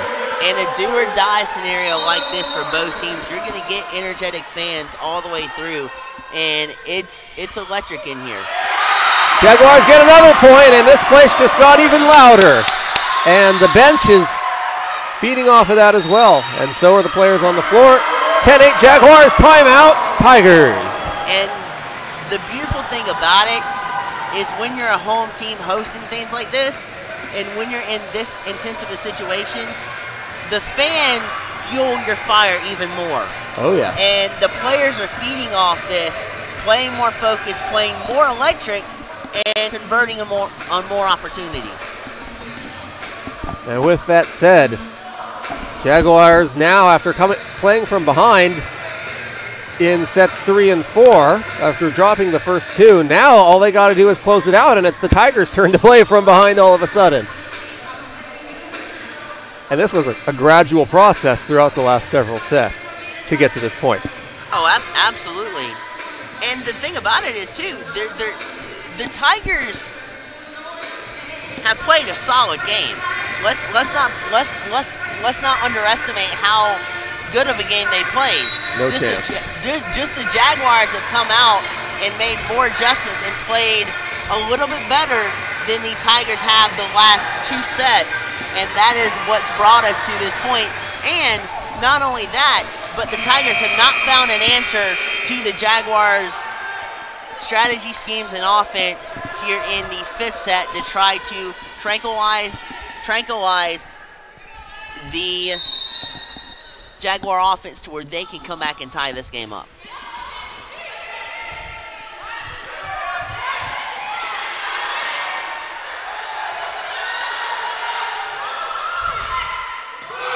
And Chloe Allen with the kill. It's 11-8. You can have the best base in the world to get a good dig under your belt, but if you don't have good hand placement or good form underneath that dig, it costs you, and right there it costs the libero of the Tigers big time.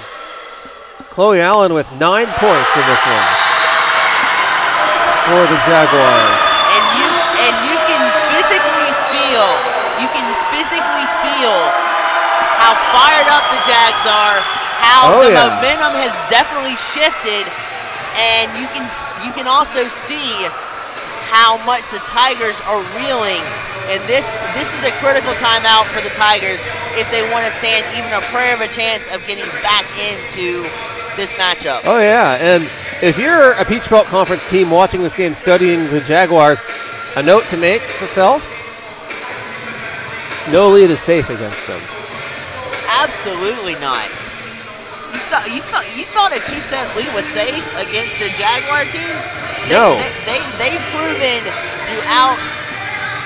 No, but that's what I'm saying. If any team looks at this and says, "Oh, a 2-set lead would be absolutely not a safe way, but a comfortable lead to have," against this team, this year, not a chance. No. Not a chance. These ladies have fight. They have vigor. We were looking to see how they would respond this game from the sweep they felt against Carson Newman. They have come out in the third and fourth sets and severely showed good resilience, good transitions. They're back to cooking on all cylinders, especially here in this fifth set, and it is paying off. Oh, it absolutely is paying off in a huge way. And you know an important stat to look at in this one? Sharik Brian Garmos has 23 assists, and Mackenzie Beck's got 15. The rest of the team combines with 3, and that all goes to Savannah Gonzalez. Folks, that is better than some basketball games you'll see in absolutely. assists. So that is saying something, especially with as crucial as she has been to this offense. Ladies and gentlemen, we have reached match point. It's 14-8 Jaguars. One more point to point out about what you just said. She has not played the whole entire game, and she's pulled off that. She's been rotated in and out some this game, and she's pulled off 23 assists. Absolutely. And that's saved on the Tiger side, and they get it back over. Match point's the hardest one to get. And the Tigers aren't making it easy at all. Yeah, Beck gets it over. And that lands on the Jaguars, win it 15-8. And they come back from down 2 sets to nothing to win over the Tigers in the final game of this weekend tournament. Blake, I think we saved the best for last. That we did, and coming from a groundhog to a soaring hawk, these Jaguars just proved that not only are they dominant in every facet of the game, but you give them an inch and a centimeter, they'll turn it into a victory in a heartbeat. What a phenomenal performance by the Jaguars squad here. And not only that, but you want to talk about team building, chemistry? For both teams, this will do wonders in that category. But for the seniors and this leadership on the Jaguar squad, the believability coming out of this game will be like they're on top of the world and they can never be stopped. Like absolutely. That's the type of feeling you get from this game, and that will fuel the Jaguars tremendously going forward in their conference play when it gets here. It absolutely will, and these Jaguars are ready for honest play. They got another doubleheader 7 days from now up in Tigerville. But let's also as well respect the performance that the Tigers put up here. They took the first 2 sets and controlled a good bit of the third set in a phenomenal performance. They were cooking with feet. They were working with great eye movement when they first started out. The footwork was absolutely impeccable. But then you saw the tide start to shift, and that's when Augusta took over. But if you're West Alabama here in the Tigers, there is no reason to hang your head at what you just put out here as a performance here today. This will help you majorly going forward in your season. Oh, yes, it will. And the Jaguars bounce back after dropping the first game of their doubleheader earlier today, and They were on the verge of being swept back-to-back games here in this one, but then they took set 3 to force a set 4, took set 4 to force a deciding set 5, and took set 5 to complete the come-from-behind win. And one more point.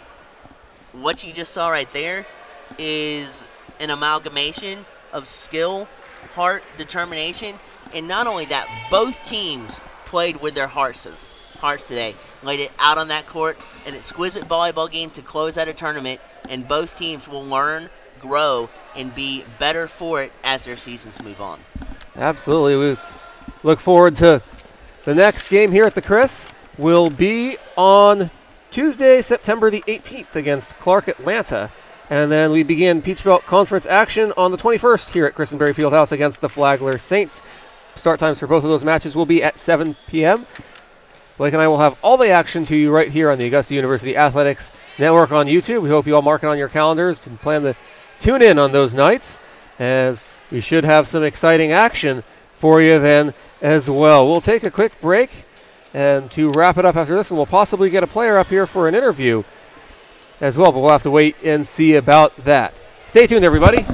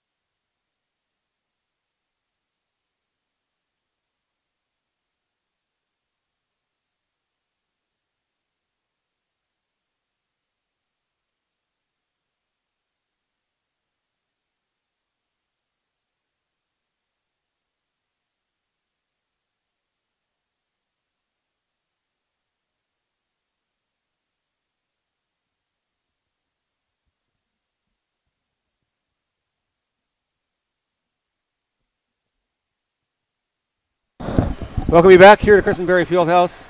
As we wrap things up, unfortunately, we were unable to get a player up here for an interview, but nonetheless, Robert Ambrose with Blake Collins, and we wrap things up as the Jaguars come from behind from down 2-0 to defeat the West Albany Tigers here in the final game of this weekend tournament. Blake, besides that, what are your final thoughts, if any? Just wow. What an absolute phenomenal matchup to close out the tournament. And not only that, but we keep talking about the determination, the resiliency of Augusta. It was on full display here tonight. And not only that, but as we mentioned just a tad before, the chemistry that will form out of this is absolutely unreal. And the confidence coming off of a victory like this, venturing out from the jaws of defeat, coming out with a victory when it looked grim as all get out, has to be an extremely high confidence builder. And not only that, but just an all-around exquisite performance for everyone on that court today. They left their hearts on the line. They left, a lot of times, we talked about it in the actual game, their bodies on the line. Absolutely. With dives, with different plays like that. So when you combine all the effort that you saw in here today, take that with you and continue to utilize that throughout the season. It was just a phenomenal performance that will center them around better chemistry and also higher confidence to continue to implement their game plan and continue well on their way to their goal. Is you know, we have talked about it before. Their goal is to not only make it to the regional semifinals this year, but to capture it. I mean, we've heard several players kind of hint at it, and then also the coach talked about this is the most focused team she has seen since she's been here. So they've got a lot working for them. Now it's also, after this tournament, continue to implement it and continue to create your path to what you want as your destiny. Absolutely, Blake. Thank you very much. As we wrap things up here, once again, the final score from Christenberry Fieldhouse: the Jaguars defeat the Tigers 3-2, overcoming a 2-0 deficit. For Blake Collins, I'm Robert Ambrose. This has been a special presentation of the Augusta University Athletics Network on YouTube. Good night, everybody.